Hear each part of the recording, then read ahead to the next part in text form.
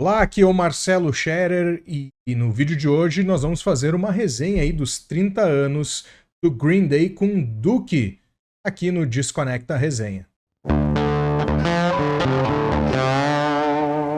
Fala Desconectors, tudo numa boa? Marcelo Scherer na área, espero que esteja tudo bem com vocês. Pois então, Desconectors, chegou aí já 30 anos, cara, lançamento do Duke do Green Day, um dos discos que mudou aí o cenário da música nos anos 90, né? A gente vinha som mais melancólico do grunge, né? Trazendo mais densidade nas letras, muita melancolia mesmo no som, né? Um peso mais pesado também, mais sujo, né? O Nirvana ali sujou o som, né?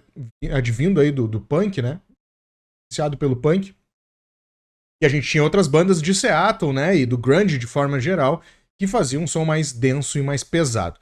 Acontece que esse cenário começou a mudar pouco antes, inclusive, melhor, um pouco depois, em abril deste mesmo ano de 1994, o Kurt Cobain acabou se suicidando, né, dando mais vazão ainda para esse novo estilo que é esse pop punk, digamos assim, né, que começou a se criar, né.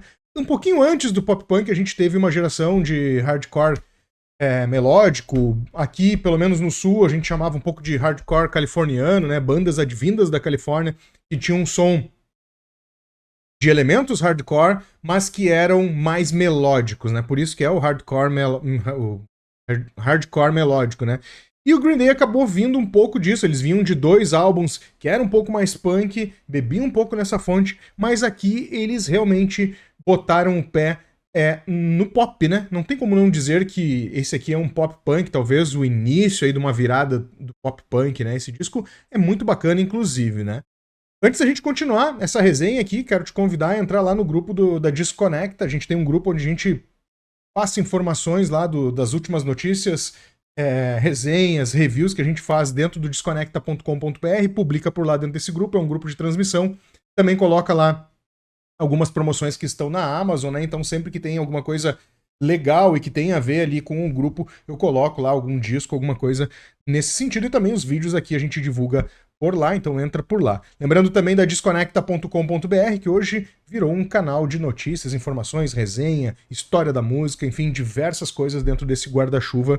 Inclusive no dia 22 de janeiro eu fiz a resenha deste disco aqui no formato texto, né? Então, muito possivelmente eu vou colocar este vídeo embedado também dentro dessa notícia e vou deixar o link ali embaixo para vocês. Pois bem, banda formada aí por Billy Joy Armstrong, o Mike Dirt no baixo e também o Track 1, né? São os caras que estão aí desde 1994, desde antes, na realidade, né? E continuam ainda nessa formação, né? Nesse início aqui, nesse terceiro álbum da banda, e quando eu digo início de carreira, eles eram ainda, né, os jovens adultos, né? Estavam numa fase ainda mais, né? Hoje eles são homens maduros, digamos assim, né? São caras de 50 anos. Nessa época aí, há 30 anos atrás, eles tinham seus 20 e poucos anos aí, e eram mais adolescentes, mais moleques, né? Assim, adolescência no espírito, né? E inclusive, né, liricamente, esse disco transita muito por essa fase dos caras nessa época, né? Falando de mulher, né, relacionamento, maconha, masturbação, coisas que estão dentro desse universo adolescente barra jovem adulto, assim, né? E até momentos mais psicológicos, assim, né? Angústias, anseios.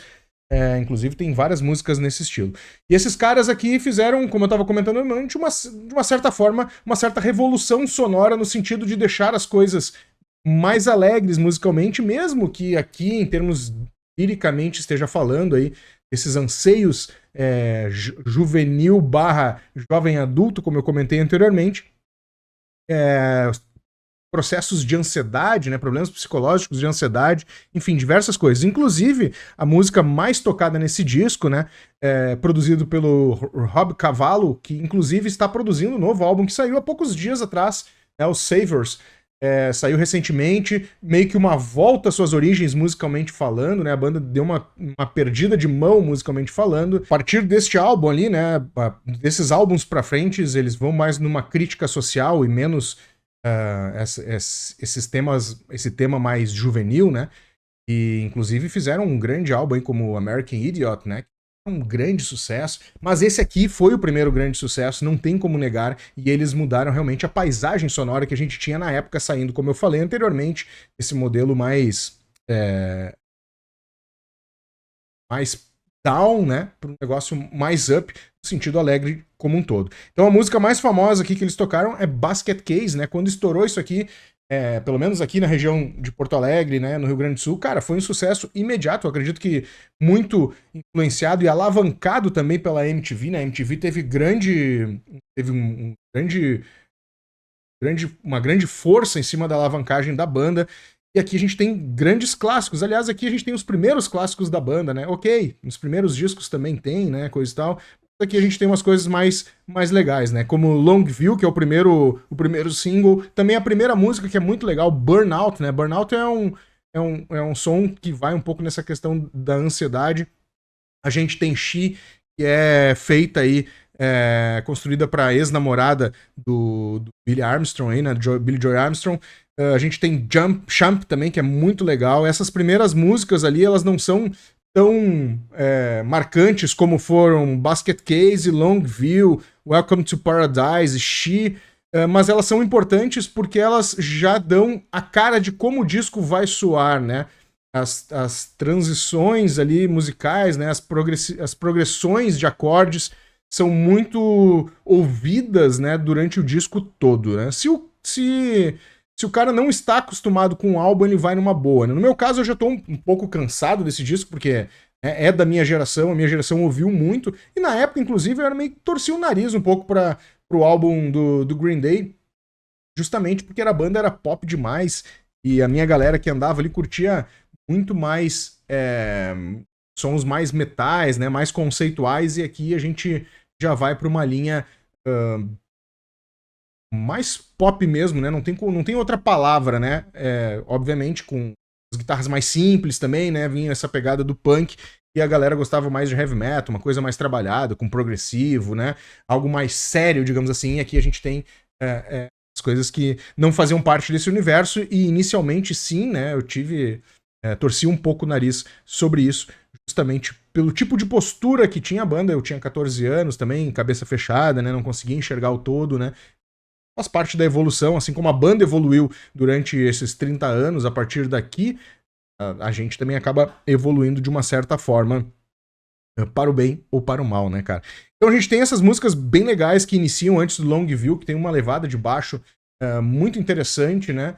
Aliás, um belo trabalho de baixo aí, baixista da banda, que é um cara que consegue ter um groove diferenciado, né? O Mike Dirnt, ele tem uma pegada diferente, né? Ele faz um complemento muito bem feito, né? A cozinha, ele e o Trecu fazem uma cozinha muito perfeita, muito bem balanceada para as guitarras do Billy Joy Armstrong.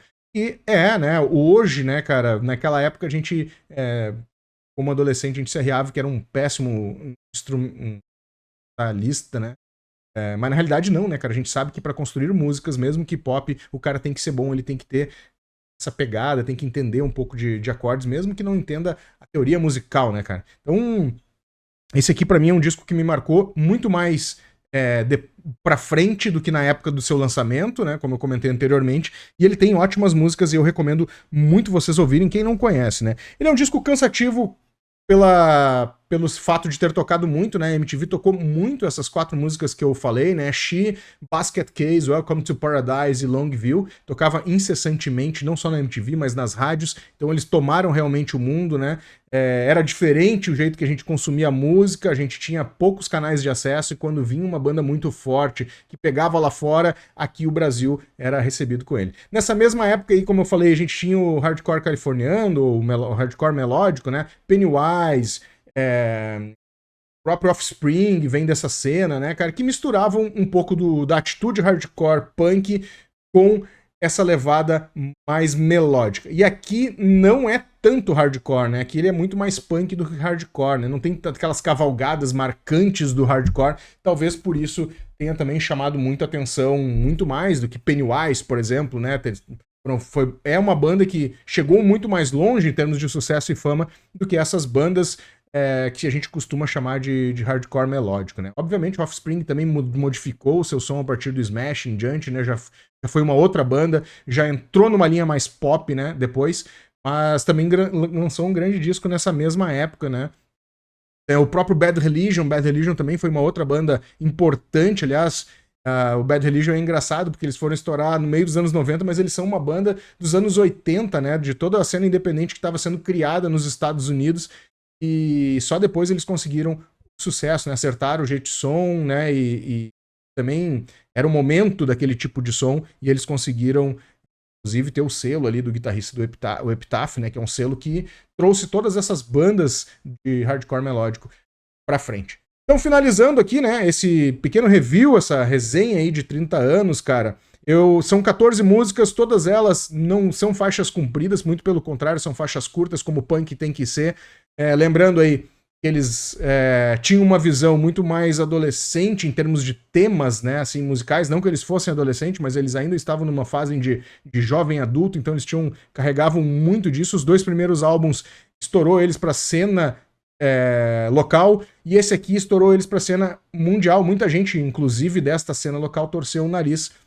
A galera também que curtia um som mais pesado, mais cabeçudo, também torceu o nariz, né? A gente vinha de um Alice in Chains, por exemplo, que era bem trabalhado, um Soundgarden, que era bem trabalhado, melancólico, sim, mas muito bem trabalhado, e fomos cair aí, de uma certa forma, nesse movimento que iniciou com um hardcore melódico, depois entrou aí no pop punk, depois o resto é história. 30 anos deste álbum aí, vale a pena curtir, inclusive também recomendo o disco novo deles, que ficou bem legal, do que 30 anos. Essa aí foi a resenha aqui da Desconecta. Antes da gente finalizar o vídeo por aqui, não deixe de participar do grupo da Desconecta no WhatsApp, vou deixar os links aí na descrição, vai estar passando aqui embaixo também. E também não deixe de visitar a desconecta.com.br, eu fiz uma resenha mais completa em textos para esse disco lá no Desconecta.